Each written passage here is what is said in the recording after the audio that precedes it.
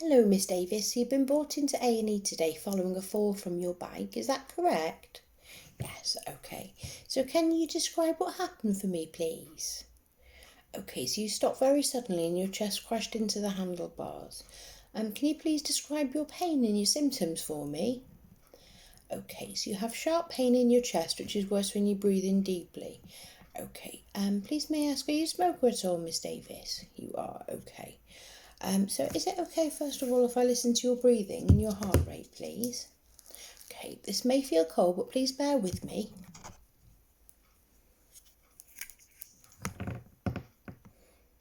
Okay.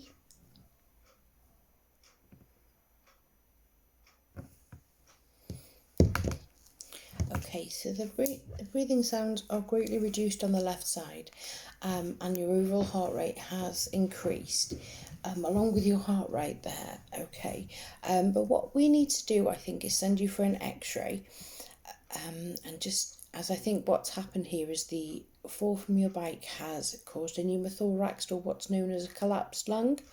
But before I go through the details of that with you, let's get an X-ray and see what's going on there, okay?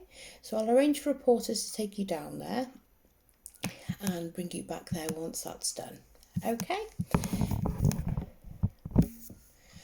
Okay, so we've had the images back from radiology, and you can see here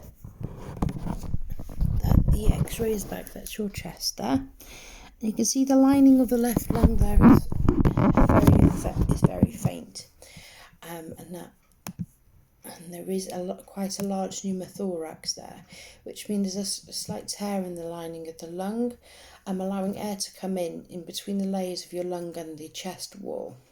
Okay, it's into the pleural cavity. Sorry, you're starting to feel a bit dizzy. Okay, so I'm just going to check your oxygen levels. Please, may I have your hand? Okay, so your oxygen levels are dropping slightly, so I'll just give you a mask, okay? This should help with the dizziness. Okay. So the size of your pneumothorax does make it large, which means that you're going to need some help to remove the accumulation of air in your lungs. This will be done by a doctor who will see you shortly, and they'll either use a large needle and a syringe to pull the air out of the cavity there, or they'll insert a chest drain, which is a small flexible tube, and this will allow the air to flow out of your lung, but not back in, which means your lung can expand again. Okay. So do you have any questions so far? Will it happen again? Okay, so as you told me earlier, you are a smoker, and this does significantly increase the chance of it reoccurring again in the future. We can arrange for some smoking cessation advice whilst you're in hospital. Is that something you'd be interested in? Okay, certainly. Okay, so I've just spoken to the doctor who is on his way, and he's advised that due to the size of your pneumothorax that they will be inserting the chest drain. Yes, the tube one. The tube will be inserted into the 6th intercostal space, the space in between your ribs. No, this won't hurt. They do this under general anaesthetic, so please don't worry. And the doctor will go through in more detail as well.